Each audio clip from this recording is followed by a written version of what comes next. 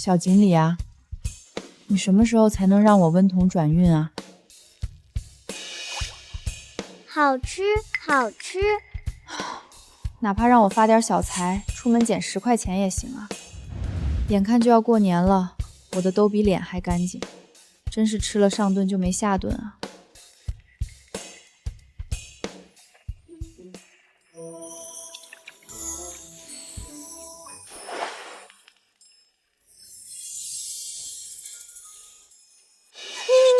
你是那条小锦鲤，你化身成人形了。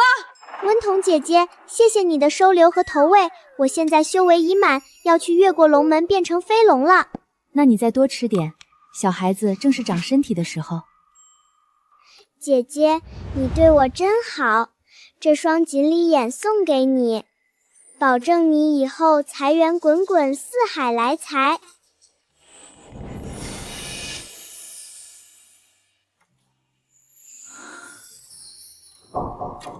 人呢？这些数字是物品的价格。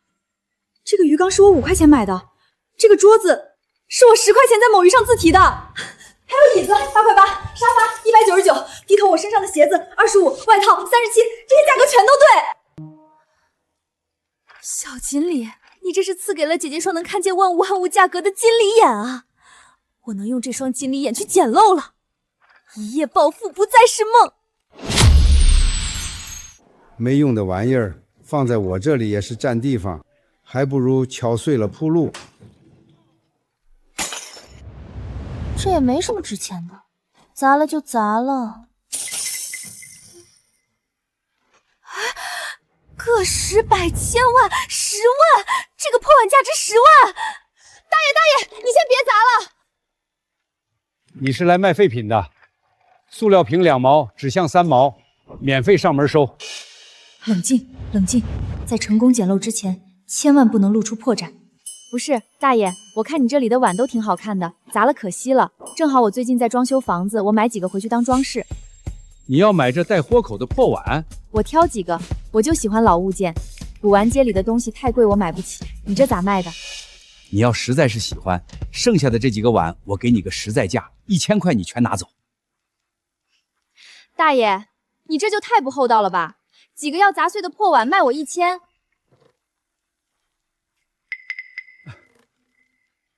小姑娘，你急什么？刚刚就是开个玩笑。500怎么样？我都给你便宜一半了。500，大爷，你这是诚心卖东西吗？500块我去里面的古玩街都能淘到几个不错的碗了。算了，我还是去里面再看看吧。别走啊，姑娘，我是诚心要卖的。这样，你说个价，合适的话我就卖给你。100，反正你这几个碗都是要砸碎的了，我100块买走，都算是你捡钱了。100，这也太少了，你再加点，我就卖给你。这只碗价值10万，我再加一点钱买走，依旧是赚大了。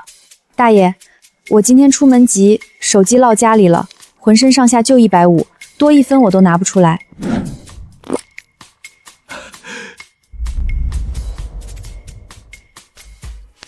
好吧，成交。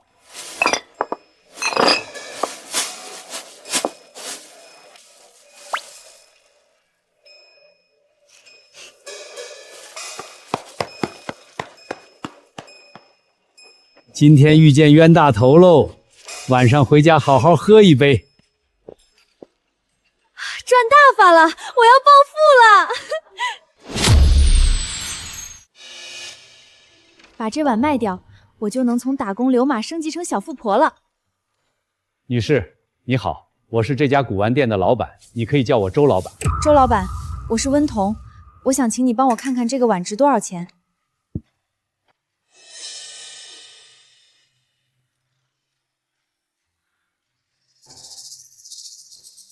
姑娘，你这东西是怎么来的？这是我从收废虎的大爷那里买来的。老板，这个碗你能不能收？什么？收废虎的大爷那里能有这么宝贝的东西？这可是真正的光绪官窑碗。姑娘，你要是愿意出，我给你市场最高价。那是多少钱？10万块，我现在就能给你转钱。好，我出，老板转钱。银行卡到账10万元。我这辈子都没想过我能有这么多钱，终于不是6位数的密码保护3位数的钱了。姑娘，冒昧的问一下，这碗你是多少钱收的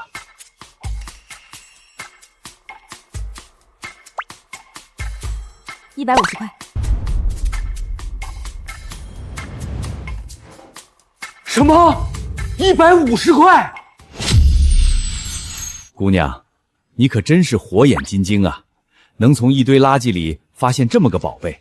这老板说的没错，本姑娘可真有一双能捡漏的经理眼。周老板再见，下次再有什么宝贝，我一定先拿到您这里。那就这么说定了。刚口渴就遇见一间茶馆，我真是转运了。女士你好，我是福鼎茶馆的推销员，这是我们店新上的茶叶，请你品尝。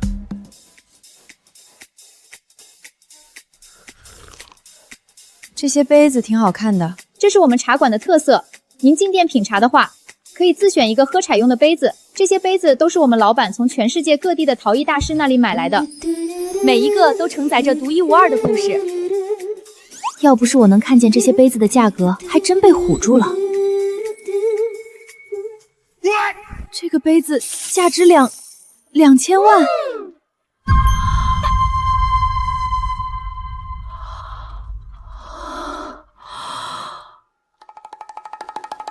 女士，您看中了哪一个杯子？说实话，我相中了好几个杯子，可我家里离你们这儿太远，不能天天来喝茶。我能不能把我相中的几个买回去？女士，您喜欢我们这里的杯子？自我介绍一下，我是这家茶馆的老板。我刚刚听您说想买我们这里的杯子。当然了，这可是价值2000万的杯子啊！是，我见这里面有几个杯子挺特别的，我想买回家去，每天都能看到。难得遇到和我品味相同的客人，如果您实在想买，我可以忍痛割爱。不知女士您相中了哪几个杯子呢？不能一下子就选那个竹纹杯，目的性太明显了。这个多少钱？女士，您真有眼光。这个杯子价值5000块，它是我在米国的时候从维森陶瓷小镇的陶艺大师马库斯·伦茨那里买来的。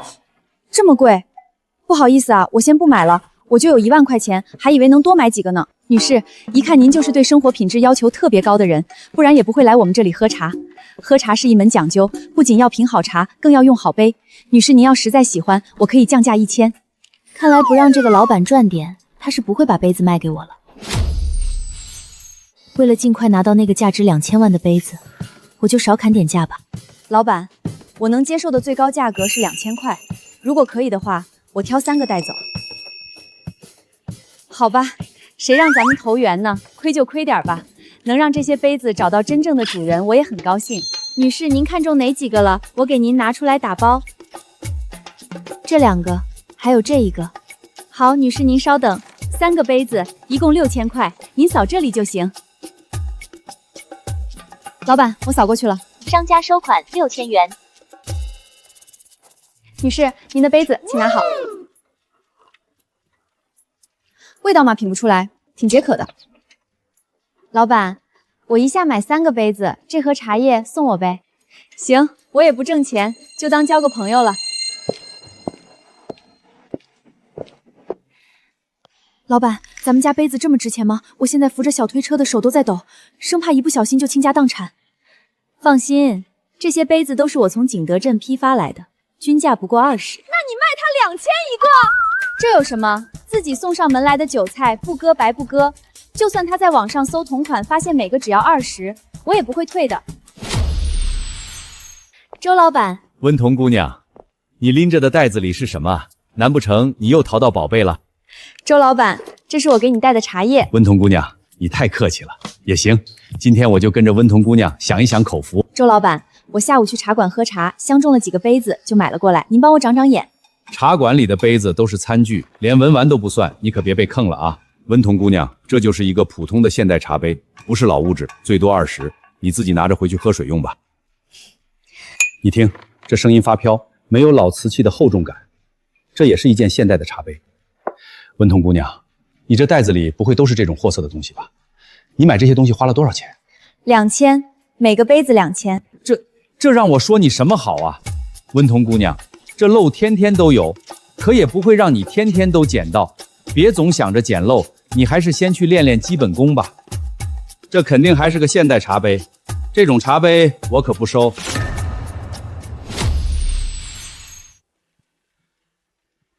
周老板，这个杯子怎么样啊？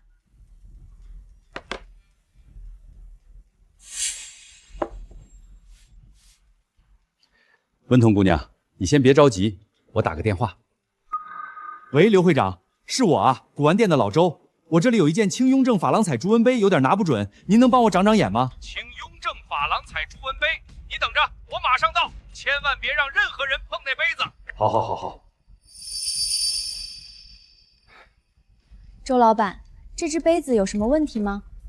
温童姑娘，你可能不太了解，这杯子其实是一对儿，一只收藏在博物馆里，另一只遗传民间不知所踪。刘会长找了很久都一无所获。这只杯子如果是真的话，那可价值千万啊！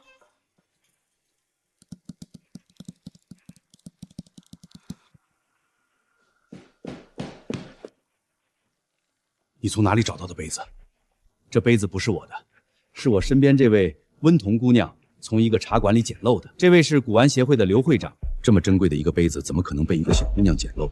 我看是高仿的可能性更大。我经营古玩店10几年，从来没碰到过这么珍贵的东西，一时间也不敢妄下定论，就想请你来长长眼。老周，你跟我还说这些客套话干什么？姑娘，快点把东西拿出来让我瞧瞧吧。雍正珐琅彩竹纹杯存世极少，这只杯子的胎釉契合御窑标准，胎质细腻坚质，薄而挺阔，荧光透光匀净。可雍正珐琅材料是宫廷秘制，翠色沉润有层次。而这只杯子上的竹鹅绿的发飘是现代化工颜料，我认为这只杯子是高仿之作。有疑点？难道刚刚我看走眼了？温童姑娘，这只杯子是你淘来的，你认为呢？这只杯子就是真的，可我也不能告诉他们我有锦鲤眼啊！我相信我自己的眼光，这只杯子就是真的，而且很值钱。小姑娘，我劝你还是别碰古玩了，这行水太深，你的道行还太浅，万一哪天被坑得倾家荡产就不好。温童姑娘，买到了假货没关系，谁入行不得交点学费啊？小姑娘，你的眼力是有，但眼皮子还是太浅了点儿。不对，这就是真的清雍正珐琅彩竹纹杯。而且我知道这杯子的颜色为什么不对劲儿了，因为颜料用的是进口的洋彩料，竹叶翠色中带有的独特莹润感就是洋彩料的标志。刚才是我看走眼了，温童小姐，是我对不住。您太客气了。2年前，我在嘉德春拍卖后见过类似的拍品，那只杯子当时从200万开始起拍，价格一路飙升到1300万。说来也可惜，我当时就犹豫了一下，那只杯子就被人以1500万的价格买走了。温童，这个杯子你是准备收藏还是出手？温童姑娘，我再给你重新介绍一下这位刘会长，他除了是古玩协会的会长，还经营着一家互联网公司，年收入有几10个亿。那我该喊一声刘总好啦。我还是喜欢听人喊我刘会长，毕竟开公司赚钱只是我谋生的手段，搞古玩才是我这一生的爱好。原来如此。温童，你考虑好了吗？你要是出手，我保证给你一个公正合理的价格。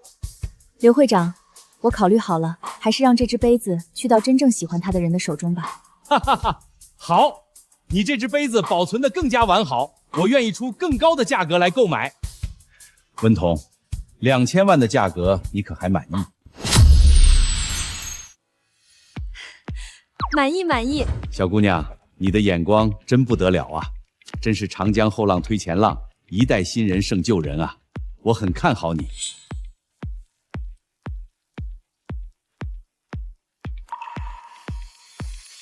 刘会长过誉了，这可是2000万啊！不行，我真的要幸福到晕倒了。耶！我现在也算是有钱人了。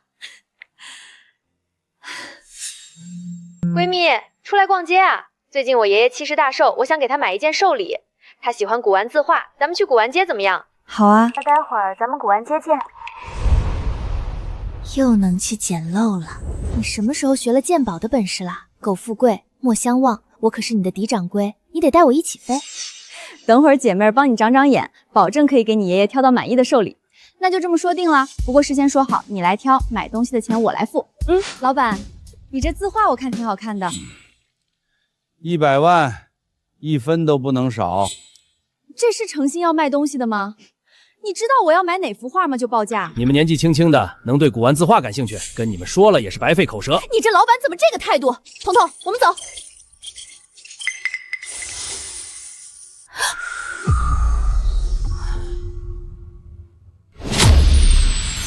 先别走，这里面有一幅画挺不错的，我估计这个老板不识货，说不定咱们能捡漏。老板，我们对字画的确不太感兴趣，可我们家里的老人喜欢啊。不瞒您说，我们今天是来给他爷爷挑寿礼的。老板，你要还是刚才那个报价，我可不会掏钱的。误会都是误会，怪我眼拙。这样，你们相中哪幅了？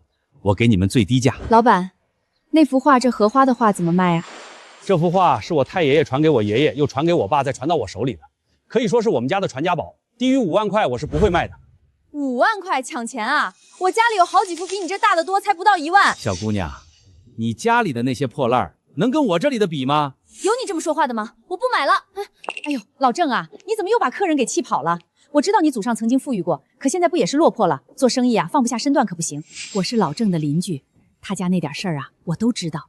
老郑祖上出了个清朝翰林院的编纂，收藏了好几屋子的字画金石，只可惜时运不济，到老郑他爷爷那一辈儿，家道败了，现在只能靠变卖家产维持生机。原来是这样啊！我看你们也是诚心想要。这样吧，我帮你们跟老郑讲讲价，兴许他能给你们便宜点儿。真的吗？谢谢婶子。彤彤，咱们运气真好，遇到好心人了。老郑啊，这小姑娘是真心要买，你也给个实在价。对啊，老板，1万块我们咬咬牙就买了。哼，有你们这么砍价的吗？你们懂行吗？我爹临终前嘱咐我，一定要把字画交给懂行的人手中。唉，看来人家老板是真的不会卖给我们了。妍妍，咱们去别的地方看看吧。回来，我们再谈谈。1万块我是真不挣钱。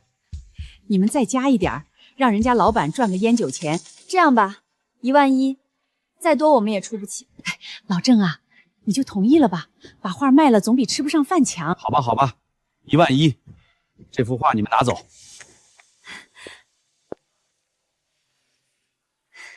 希望我爷爷会喜欢。老板，钱过去了，咱们再去看看别的。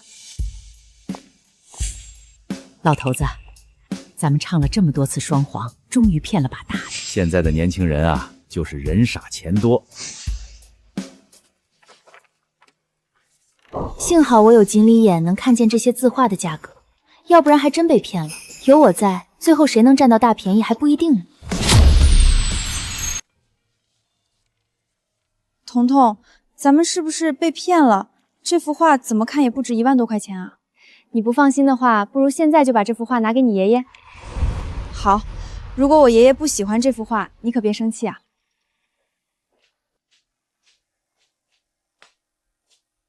这不是周老板的古玩店吗？爷爷，乖孙女儿，今天怎么有空来找爷爷？彤彤也来了。沈爷爷好，沈爷爷，您跟这家店的周老板认识啊？何止认识，我跟老周是几10年的朋友了。是温小姐啊，今天又淘到什么好东西了？你认识彤彤？我之前跟你说过的清雍正珐琅彩朱温杯，就是温小姐淘到的。老周去参加拍卖会了，让我给他看会儿店。沈岩爷爷、刘会长和周老板居然互相认识，这世界还真是一个圈啊！爷爷，我和彤彤提前来给送寿礼，这幅字画您看看喜欢不？乖女送什么爷爷都喜欢，不错。这仙鹤是长寿的仙禽，寓意长寿；荷花又谐音和，阖家和顺，家和万事兴，真是用心了。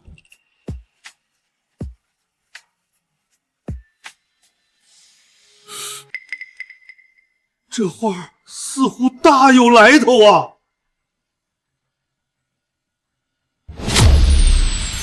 这幅字画的纸用的是陈年宣纸，色泽温润泛黄，纤维纹路清晰，触感细腻。老周，你就别卖弄你的鉴宝技术了，孩子们给我送寿礼就是送个开心。老沈，你看这里的落款汪红，这可是民国时期的宣纸画名家呀。不是老刘，你还较上真了。这印章印纹清晰，印泥包浆也很自然，是汪红的落款无疑。真的？汪红是谁？很厉害吗？非常厉害。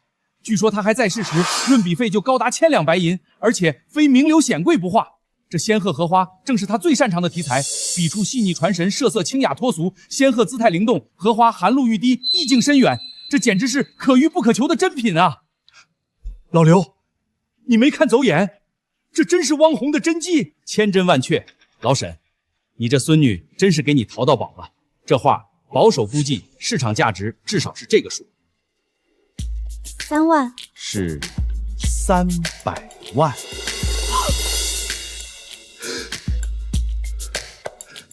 妍妍，这画你花了多少钱买的？1万1，我买的时候还担心被坑了。傻孩子，你这是捡大漏了。多亏了彤彤，这画是彤彤挑的。你这丫头眼光了得，怪不得老刘对你赞不绝口。我敢说，你在这行绝对前途无量。那就借沈爷爷吉言了。看来妍妍这份寿礼是送到您心坎里了。我怎么没有这样孝顺有本事的孙女呢？真让人羡慕啊！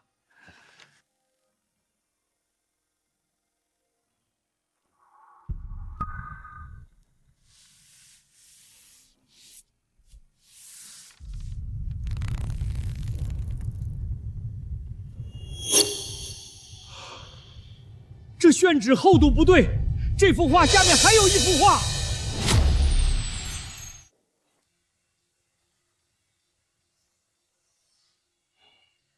老刘，你下手轻点儿，慢慢分，千万别把画弄坏了。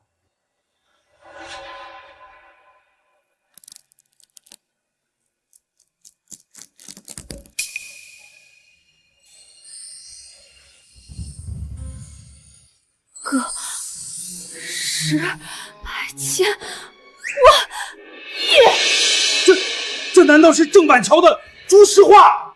真的假的？老刘，你可看仔细了。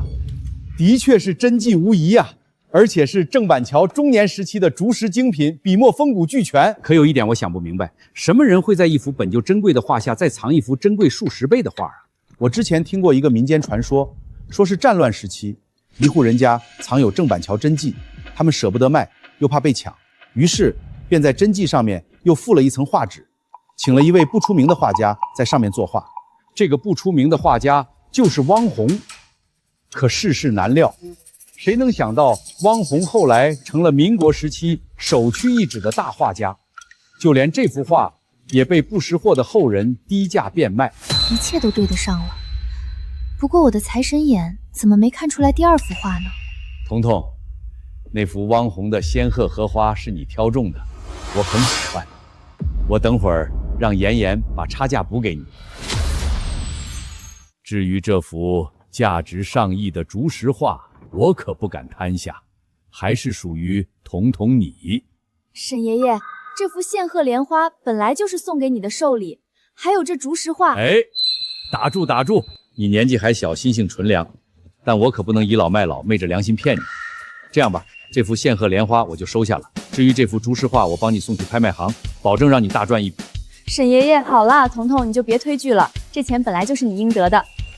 小经理，小经理，快出来！我赚钱了，给你买了超多超贵的鱼食，以后再也不会让你啃馒头了。沈爷爷把那幅竹石画送到了拍卖行，工作人员是起拍价是5000万，保守估计成交价为1亿5000万，也就是说，我马上要变成亿万富翁了。到时候我要买个大房子，再给你安排一个豪华香精的大鱼塘，好不好？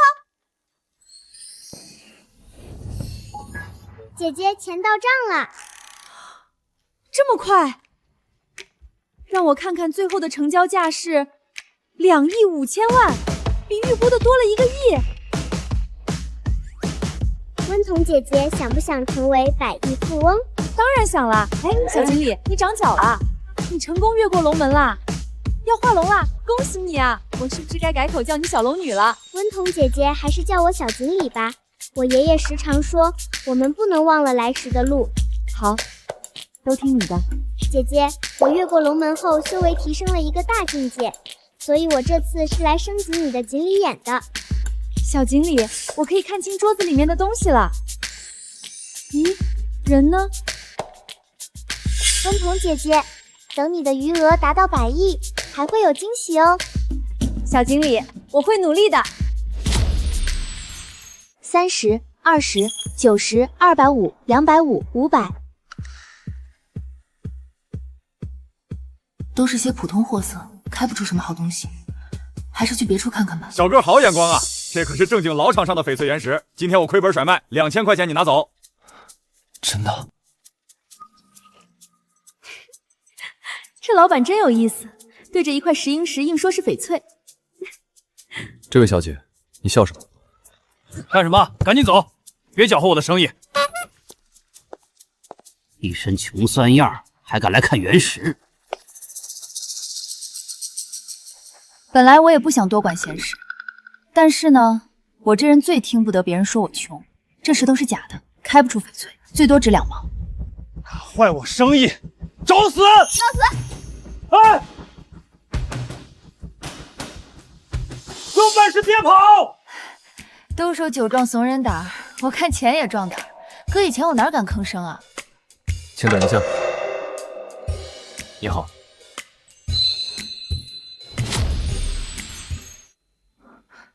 你好，请问刚刚那块毛料您是看出什么问题了吗？你是？我叫厉锦川，经营这一家拍卖行，对古玩颇有研究，但在赌石这方面我还是个新手。我叫温彤，无业游民。那块毛料就是块石英石，见得多了你也能一眼就看出来，没什么好说的。老板，你这木盒多少钱？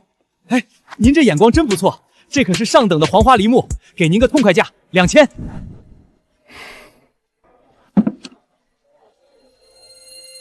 文彤小姐，恕我直言，这就是个普通的木盒子，根本不值2000块。我当然知道啊，可这里面的书法价值3个亿啊！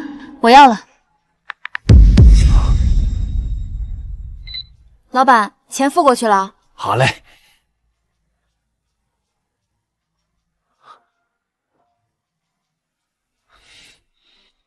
温彤小姐，我确信你是看走眼了。赌石我比不上您专业，但在鉴别古玩上我可是行家。这只盒子我一看就知道是杂木贴皮仿冒的。厉先生，我也确信这只木盒能让我大赚一笔。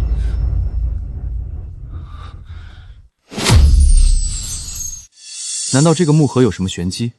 温彤小姐，可不可以让我再看看？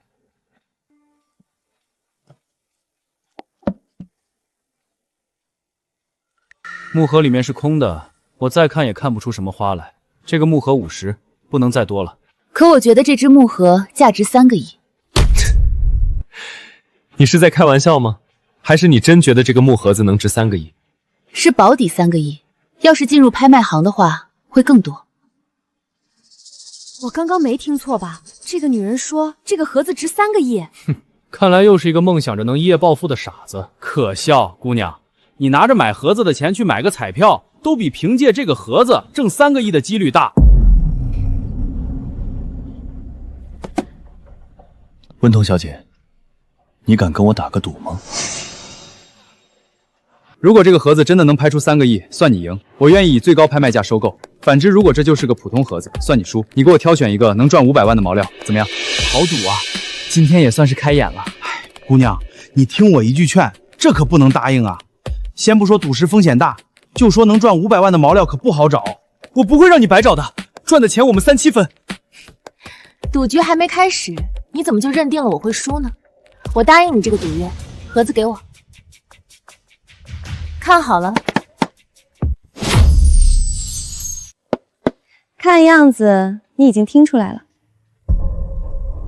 盒子里面有夹层，请问你们谁有锯子吗？借用一下。不用这么麻烦。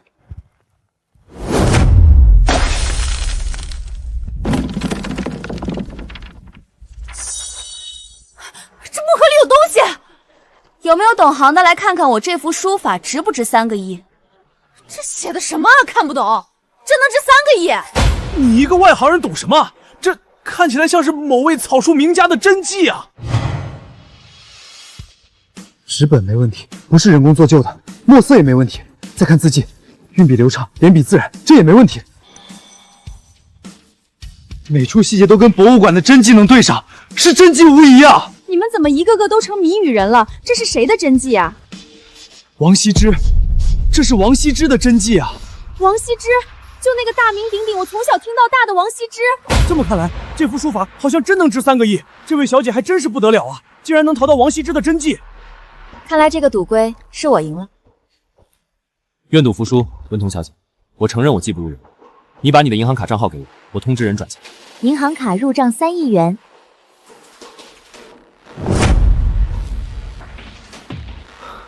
文彤小姐，可以告诉我一下，你是怎么发现这盒子里有王羲之真意的吗？这是我的独门秘技，不方便透露。我懂，高手都是深藏不露的。以后温彤小姐得到什么宝贝，一定要通知我，我保证以市场最高价收购。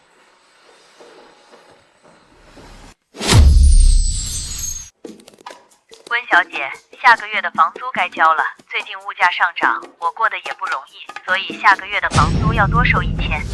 多收1000块？他怎么不去抢钱啊？难不成他是看我最近有钱了，想狠狠地敲我一笔？这房子我不租了，我才不当冤大头呢。钱是赚出来的，不是省出来的。是时候买一套自己的房子了。温小姐，我是中介，不是许愿池里的王八。我都带您看了10几套别墅了，您就没有一套满意的吗？便宜的我看不上，贵的我又不舍得买，好不容易赚点钱，还没捂热呢。也不知道到底什么样的房子才能入您的法眼。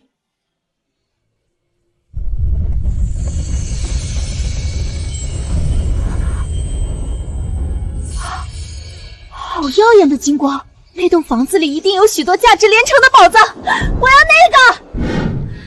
外面看着还行，咱们进去看看吧。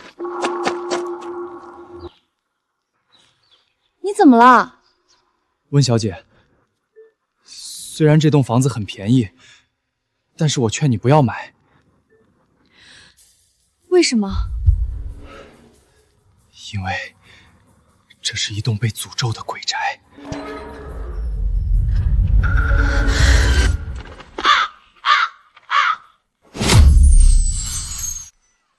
这幢洋房是100多年前一个在华经商的米国人盖的。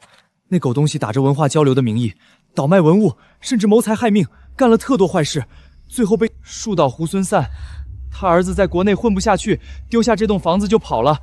听着是挺吓人的，但跟这房子有什么关系？这房子本来挺抢手的，陆续有人搬进来住，但是都被吓跑了，因为这栋房子会哭。会哭？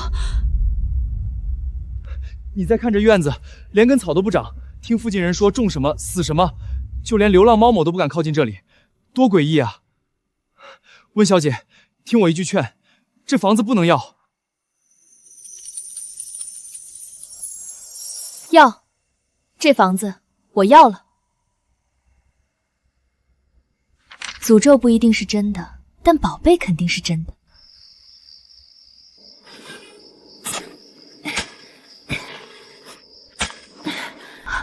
终于挖到了。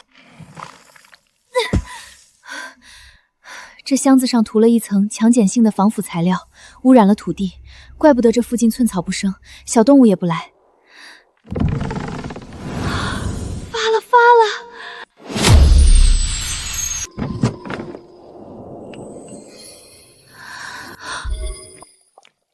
我的个乖乖，这也太值钱了！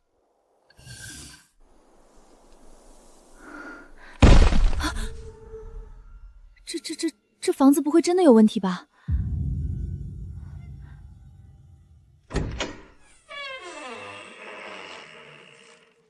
富强、民主、文明、和谐、爱国、敬业、诚信。冤有头债有主，我就买个房子而已，不要害我！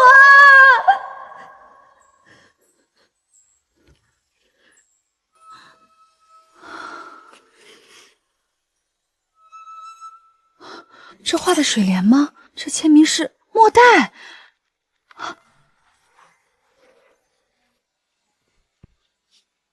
这么好的画挂在这里落灰，实在太可惜了。我认识的人当中，他应该会有办法。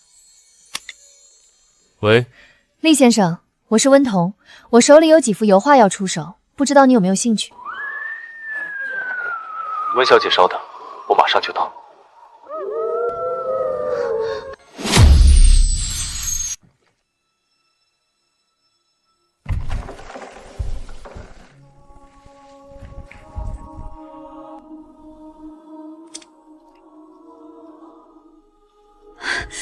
疼，不是做梦，我这是进入密道了。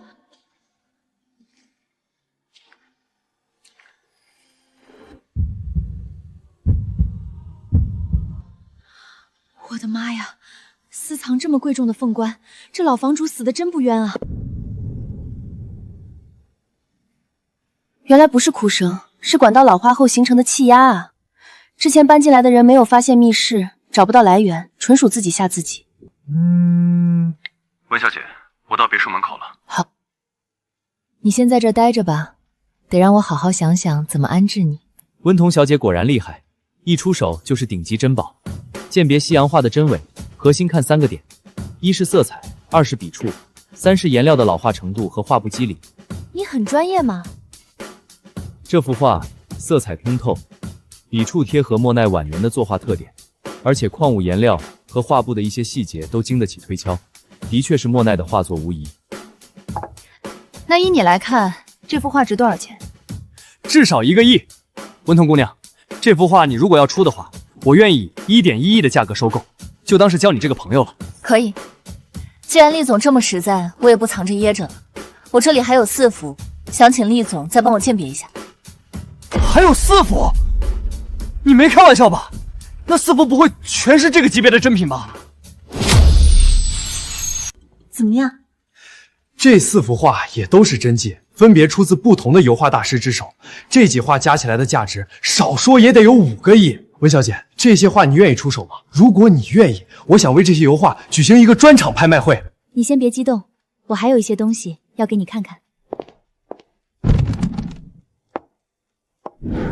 这些瓷器、玉雕如果是真的，这可全都是国宝级别的藏品啊！玉料用的是顶级的和田羊脂白玉，而且它里力结构细腻，无棉无裂，雕工更是巧夺天工。这块玉雕的价格保守估计在5个亿左右。这个砚台也是顶级古砚，是明代宫中匠人的雕琢风格，很有可能就是御用珍品，价格保守估计也在8亿左右。这12件古玩无一例外全是国宝级别的珍品，总价值可达上百亿。如果对外公布，肯定会引起世界级的轰动。如果单论工艺和年份，应该不会值这么多钱吧？是的，文物的价值不仅仅在于它的货币价值，还包括其中蕴含的文化价值和历史意义。以这件玉雕为例，它年代久远，做工精美，足以证明古代玉雕技艺的辉煌时刻，承载着玉雕技艺的传承。温小姐，恕我直言，这些东西堪称无价之宝，你真的要拍卖出售吗？听起来你话中有话。温小姐，我知道这样说很自私，但是作为古玩爱好者，我还是想争取一下，这些东西你能不能先不要拍卖出手？为什么？我希望你能给我一些时间，让我筹集足够的资金买下它们，我保证不会让你吃亏。你很喜欢这些东西？喜欢是一方面，另一方面是这些东西一旦进入拍卖行，就很有可能流往阁外。我虽然是个商人，但也不忍心看着属于华夏的瑰宝遗落在外人手里。我愿意相信你，相信我的直觉。厉先生，合作愉快。温小姐这是答应卖给我了。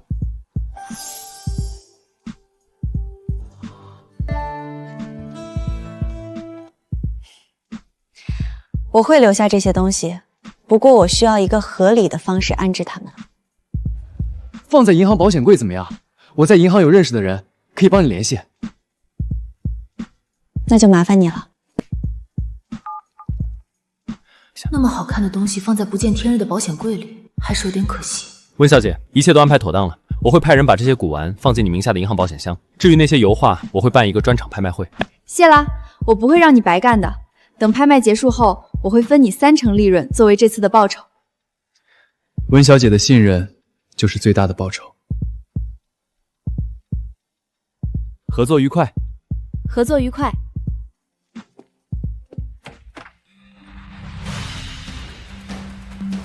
文彤，明天有场拍卖会，你要不要过去？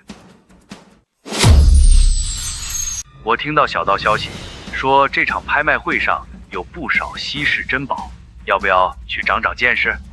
我肯定过去。行，我明天早上去接你。太好了，早就听说拍卖会上捡漏机会多，这下终于能去体验一把了。接下来的拍品是一对玻璃种翡翠玉镯，起拍价500万。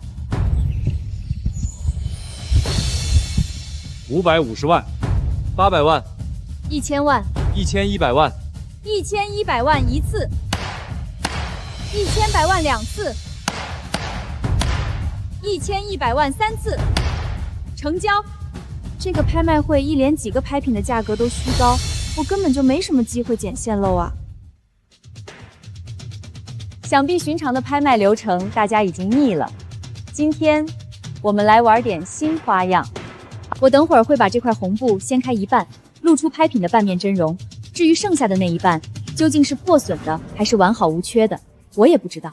这件拍品的起拍价1000万，拍下后究竟是小输还是大赚，就看各位的眼力和运气了。这看起来像是一个元代的青花瓷罐。如果这个瓷罐是完整的，那价格可能上亿啊。可如果不是完整的，那也就几百万。可现在的起拍价都要1000万了。文彤，你怎么看？我用锦鲤眼看。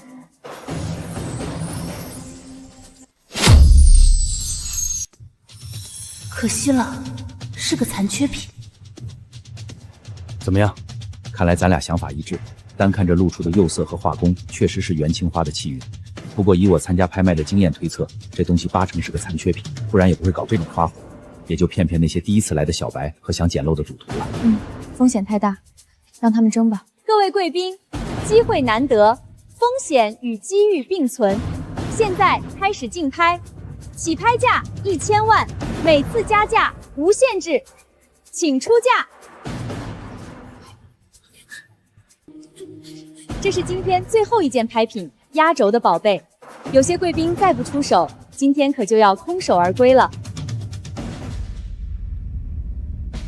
1001万。好，这位先生出价1001万，还有没有更高的？后边没东西了，今天算是白跑一趟了。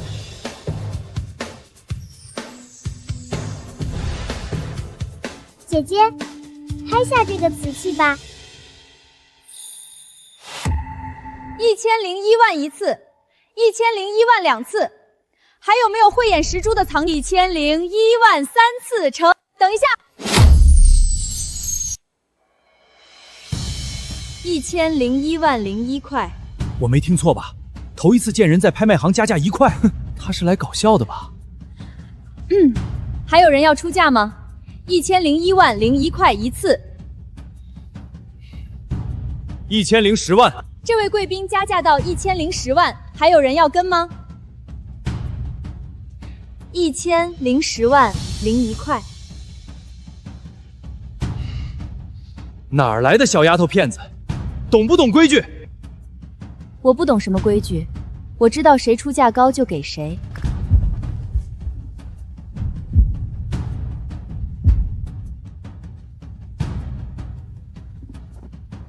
文彤，这家拍卖行之前也玩过类似的花招，有个人拍下了红布下的白玉笔筒，以为自己能捡个天大的漏，结果笔筒是破损的，他亏损了整整500万。放心吧，我心里有数。文彤，我承认你的眼光很厉害，但你不懂，拍卖这行水太深了，就那个人10有8九就是拍卖行找的脱梗儿。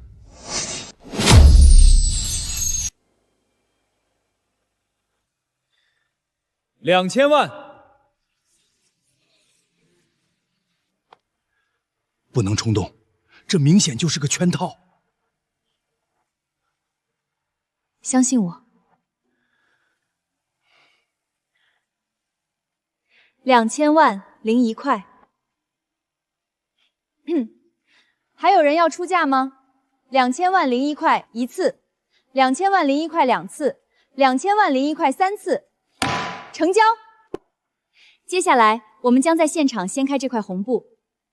这位小姐，咱们拍卖讲究一锤定音，既然拍下就不能反悔了。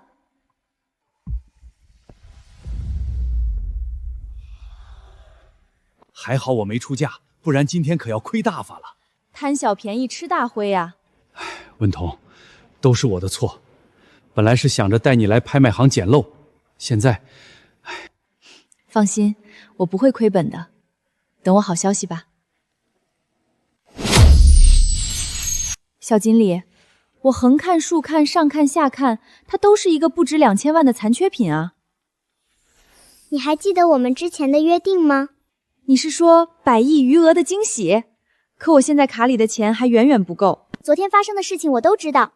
其实你从一开始就没打算把那些文物卖出去，只是在试探厉晋川跟你是不是同路人。温彤姐姐，我可以给你捡漏的运气，但我给不了你守护国家珍宝的勇气。那些没有变卖的古玩也可以算作是你的资产。你现在的身价已经达到100亿级别，所以我现在可以为你提升金离眼的等级。小经理，我没感觉到有什么不同啊。你试着触碰一下这个瓷罐。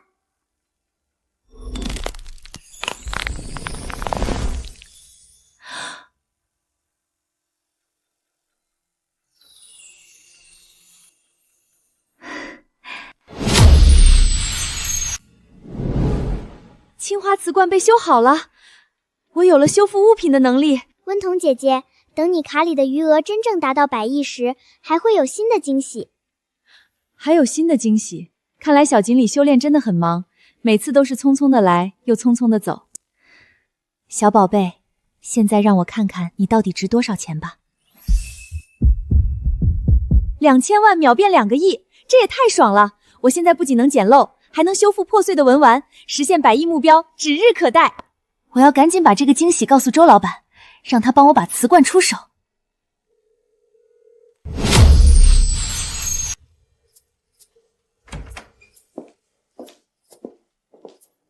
文彤，我听周老板说你新拍了一个瓷罐，事先说好，破碎的瓷罐寓意不好，我可不收。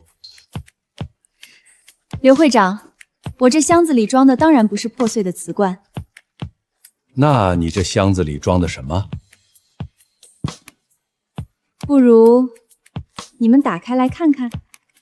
这是元代的清华瓷罐吧？像这种器型、这种大小的元代瓷罐，能流传下来的极少，在整个古玩市场都是可遇而不可求的。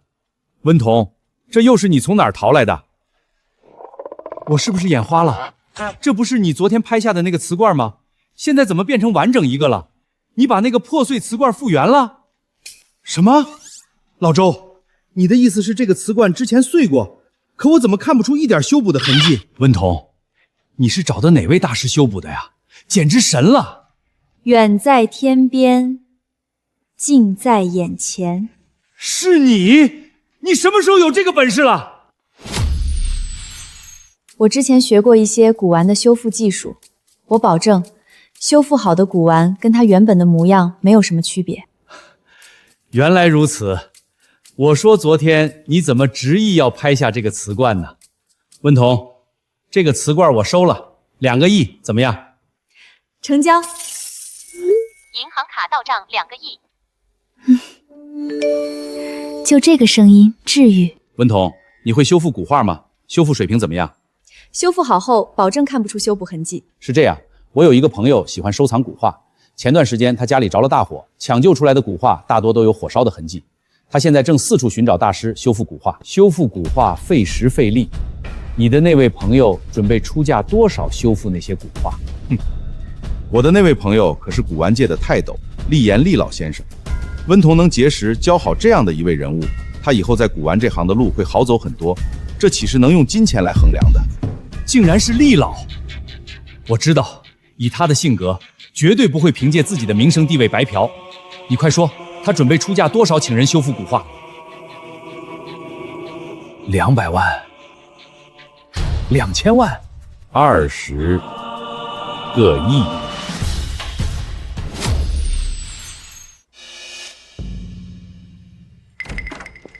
温彤，这店里怎么就你一个人？老周又跑哪儿去了？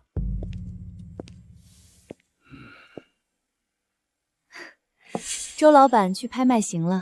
他肯定是看你捡漏了元青花，手痒了。得了，不说他了。这位就是我的老朋友，古玩界的泰斗厉言厉老先生。厉老好。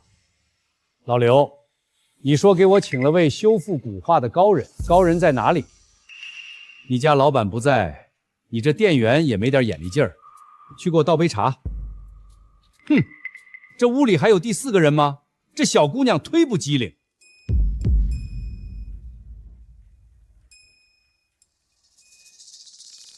你来解释。哎呦，厉老，你认错人了。我说的修复大师就是这位温彤小姐。这么年轻，我在古画修复界可从未听说过这位小姐的名号啊。老刘，我的这些古画总价超过100亿，你可不能随便找个人来糊弄我。温彤的本事可大着呢，他修复好的瓷罐，连我看不出任何修补痕迹。哼，修复古画和修复瓷罐能一样吗？厉老，我对我的手艺还是很自信的，保证修好跟原来的一样。那你试试吧。不过，你修复的时候，我要全程在旁边盯着。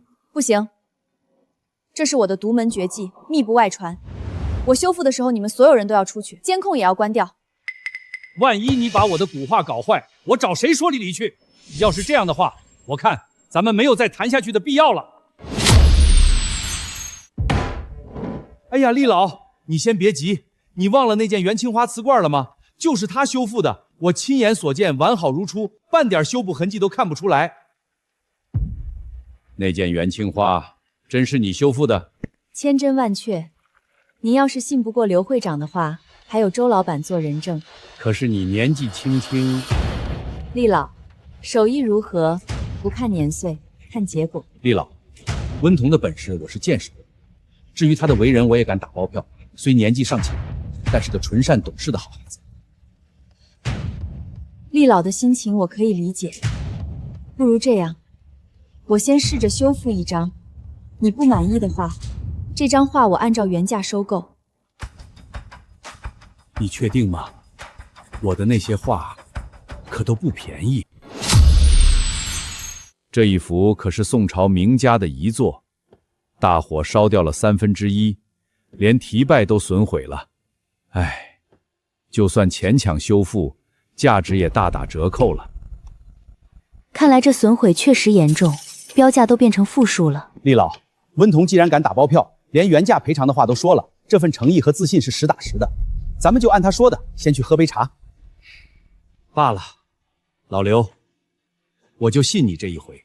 小姑娘，话可是你自己说的，半天之后我就要看到结果。若是修不好或者修坏了，厉老放心，后果我自负。厉老，那我们就去外面静候佳音吧。是时候展示真正的技术了。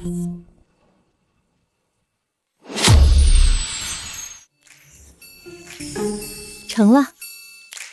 不过现在就喊他们进来的话，肯定会吓到他们，还是等一会儿吧。现在就前往峡谷，酣畅淋漓的大战一场吧！哎，辅助你是美团的吗？那么能送清兵啊，大佬，你这是在阅兵啊！哎呦，这技术退游吧，去玩4399。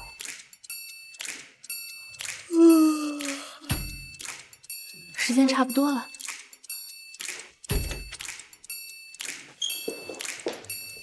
修复的怎么样？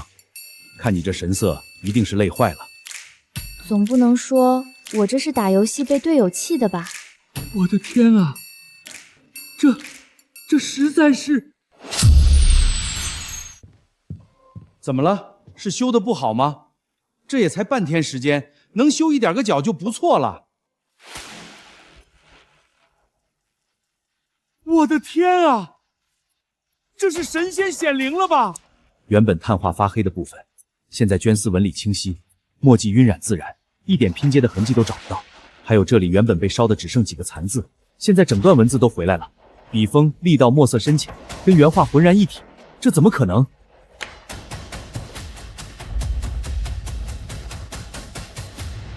神乎其技，真是神乎其技！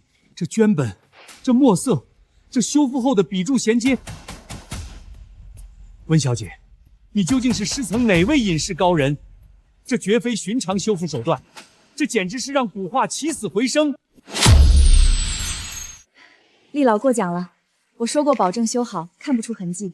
现在您愿意让我接下后面那些画的修复工作吗？温小姐，是老鼠有眼不识泰山，先前多有得罪，还请温小姐海涵。我就说吧，温童肯定行。这修复技艺堪称鬼斧神工，我立言收藏古画数十载，从未见过如此完美的修复。剩下的古画就全拜托温小姐，条件任你开，只要能修复好它们，20亿，我立言绝不还价，不是感激不尽。我现在就让我孙子把支票和剩下的古画都送来。这20亿稳了。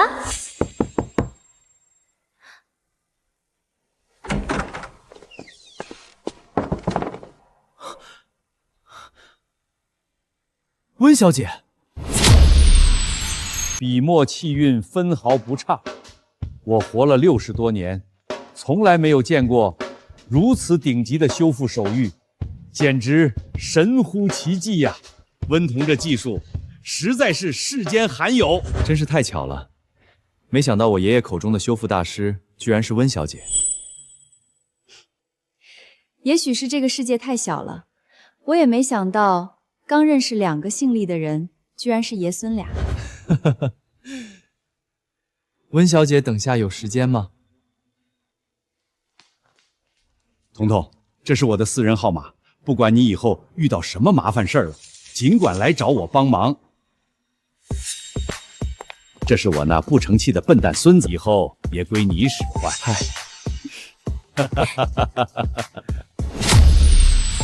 温童，霍老不光在古玩界，就算是在整个夏国商圈，那也是说得上话的大人物。这串号码可比那20个亿还要值钱。这还真是个好东西啊！距离100亿目标还差一点，我得加快进度了。也许这条古玩街上能捡漏的宝贝。温小姐，温老师，你不是要送厉爷爷回家吗？爷爷说不让我送，他让我跟着你。跟着我干嘛？我又不需要保镖。跟着你学习。可是我没什么能教你的。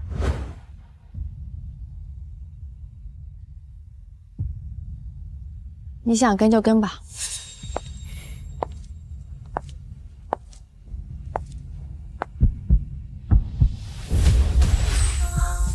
30个亿，这老板就用来织桌腿。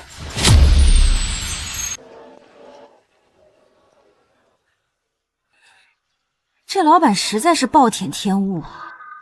你俩吃点啥？要不来份火鸡面？我这火鸡面用的可是独家秘制酱料，绝对好吃。可以，再加1瓶可乐。你呢？我也一样，火鸡面马上就好。你看这块石头怎么样？造型比较奇特，除此之外似乎没什么特别的地方。老板，你这桌子的造型挺别致啊。这块石头了不得，这可是我的转运石。是有什么说法吗？哎，你这人，你女朋友想买你就给她买嘛，一块石头还抠抠搜搜。我俩不是800，不能再低了，这可是我的转运石。没了它，我要少挣好多钱呢。成交。反正这块石头价值30个亿，我就让老板攒下来。你把这些东西给我装起来吧，我这就给你扫钱。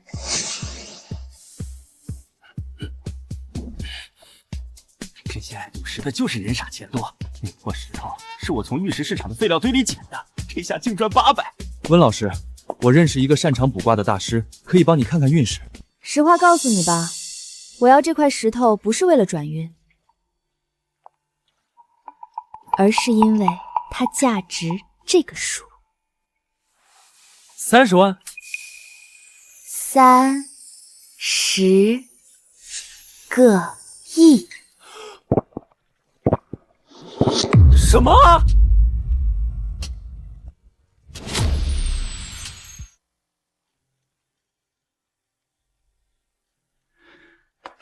温童，咱们也算熟人了，我有话就直说了。你说吧。这块石头石质松松，无脆性，无矿脉走向，别说玉石翡翠，连一块像样的观赏石都算不上，就是一块普通岩石，山上一抓一大把。不过你也别太伤心，捡漏看走眼是常有的事儿，好在花的不多，800块就当买个教训了。你呢？你怎么看？我对玉石的了解不算深刻，只是看着石头的大小，就算里面是极品帝王绿，也很难值30个亿。但是我相信温老师的眼光，也许这石头还有我没参透的玄机。这石头能有什么玄机？我这儿就有解石机器，不如我们现场切开来看看。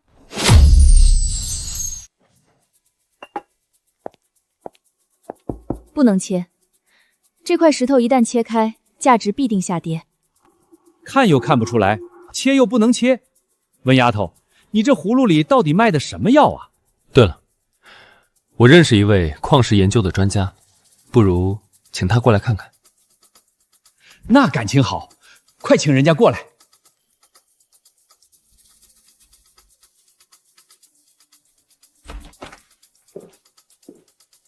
孙教授，麻烦您跑这一趟。这位是矿石研究领域的顶尖人物孙教授，这位是店主周老板，这是温彤小姐。你们好，咱们直接进入正题吧。这个就是要鉴定的石头吧？是的。这石头表面布满了凹坑，而且摸起来的手感，难道是？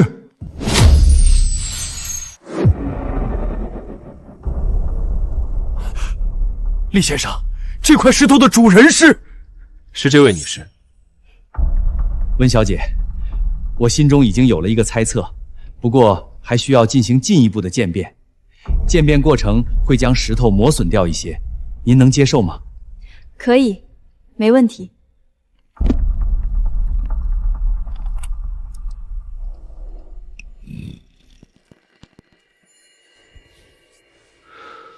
确定了，这块石头就是陨石。经过我刚的一番操作，这种石头独特的韦德伯纳花纹已经显现出来。什么？陨石？这块石头是从天上掉下来的？这下我相信这块石头比顶尖帝王绿还要珍贵了。而且这是橄榄石铁陨石，铁陨石本就少见，橄榄石铁陨石更是陨石里的稀缺品类。像这样整块无断裂的完整原石，更是世间罕见啊！既然是世间罕见的珍宝，那就更应该属于国家所有。我愿意把它捐赠给国家科研机构，让这块天外来物发挥它真正的价值。孙教授，我就是一个俗人，您能告诉我这块石头价值多少钱吗？你这块石头在市场上堪称无价之宝，我估价在30亿左右。30个亿！我的天，文彤，你这运气也太逆天了吧！温老师，这块石头你打算怎么处？交给你了，就放在你的拍卖行拍卖吧。突然行这么大礼干嘛？温老师，感谢您对我的信任，我为我的无知向你道歉。这块陨石的拍卖，我将不再收取任何手续费，以示我们拍卖行的诚意。行。还有您之前在我行寄拍的商品，成功帮助拍卖行在国际上打响了名头，非常感谢您。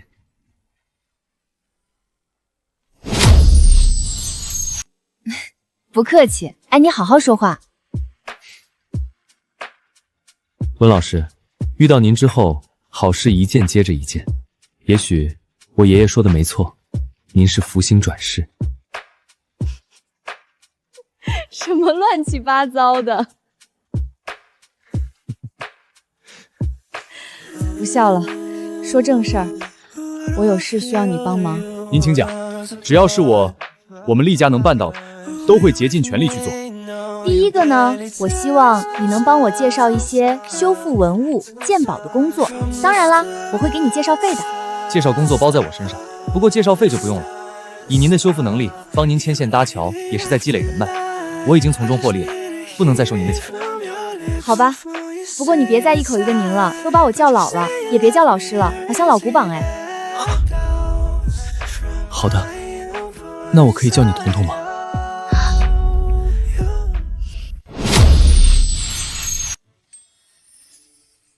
可以啊。彤彤，你着急让我介绍工作，是缺钱吗？如果是的话，我可以先借给你。我在攒钱，要攒够100亿。100亿？有什么特殊含义吗？这是秘密。那第二个要我帮的忙呢？等到了合适的时机再告诉你。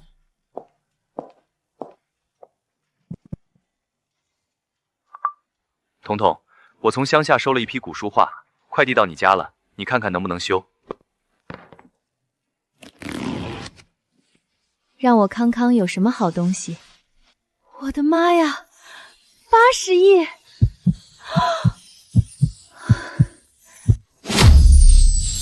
这究竟是个什么不得了的宝物啊？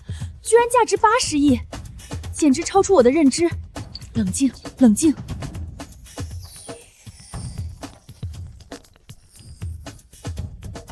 这古玉的形状是个环形，也太特殊了吧！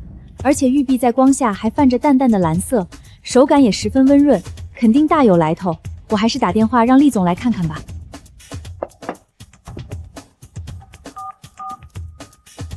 彤彤，怎么了？是那批字画有问题吗？箱子里那个碎玉是什么来头啊？碎玉，我想起来了，这箱子是找街边玉石贩子买的，兴许是装箱的时候落在里面的，不是值钱的东西，你丢了吧？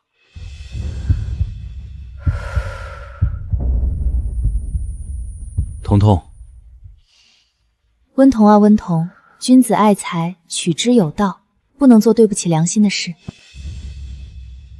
我把碎玉修好了，是块玉璧，我有点拿不准，但价值肯定比那块陨石还高。你有时间来我家一趟吗？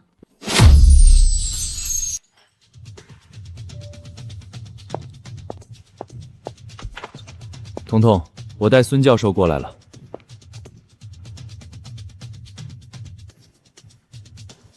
玉料是和田青玉，结构致密，没有任何现代加工的痕迹，整体形制是战国高等级玉璧才有的，不是汉代以后的风格。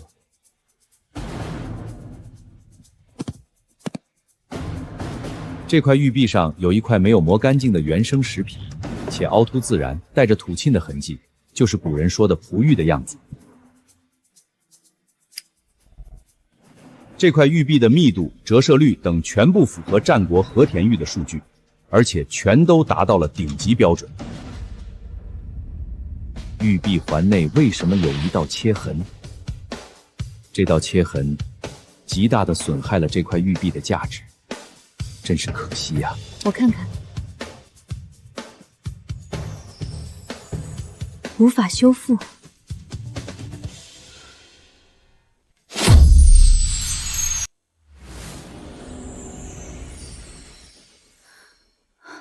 各位，我有一个猜想，这道切痕会不会是在战国时期留下来的？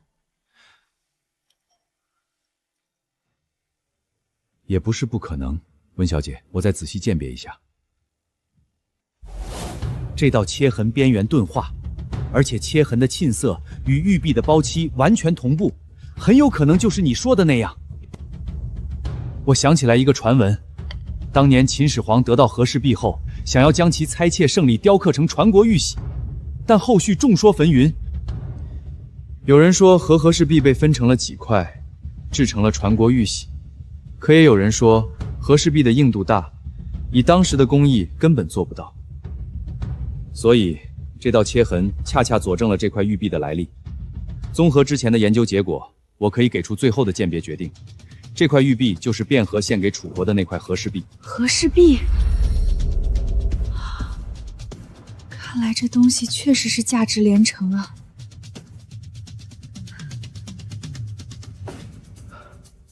温小姐，你打算怎么处置这块珍宝？当然是物归原主了。我想，它应该归你。如果没有你，他在我手里只是几块没有价值的碎玉，是你让他重生，让他再次闪耀。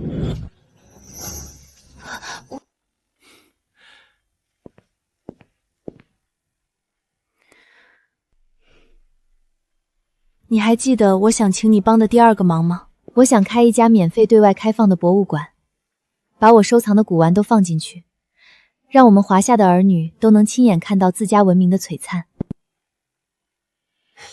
彤彤，你比我想象的还要好，我支持你的想法。这些珍宝不应该被深藏，办博物馆的事我会和爷爷商量，用整个厉家的力量来帮助你。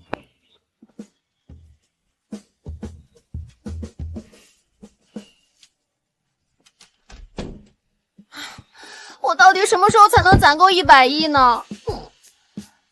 姐姐，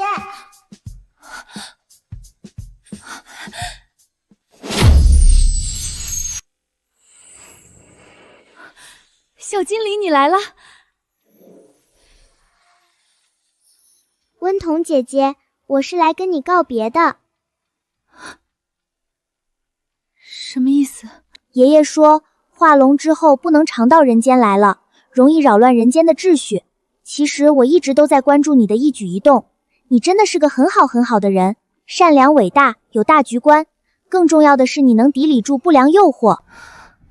夸得我都不好意思了，其实我也没做什么。温彤姐姐，我现在就将100亿惊喜送给你。姐姐，你现在拿起这杯子试一试。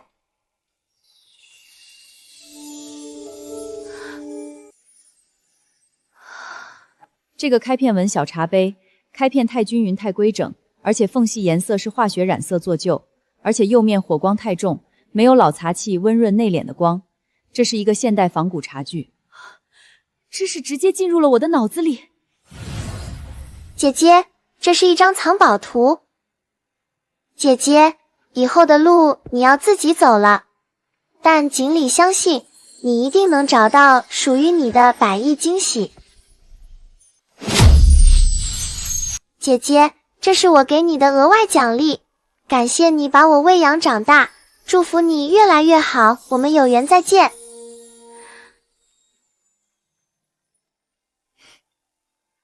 再见。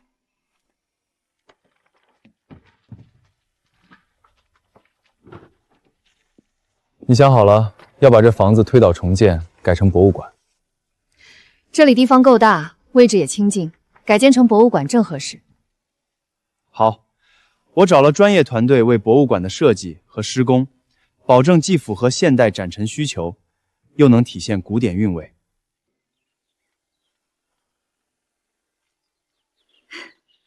那就太感谢了，博物馆的名字我都想好了。哦，叫什么？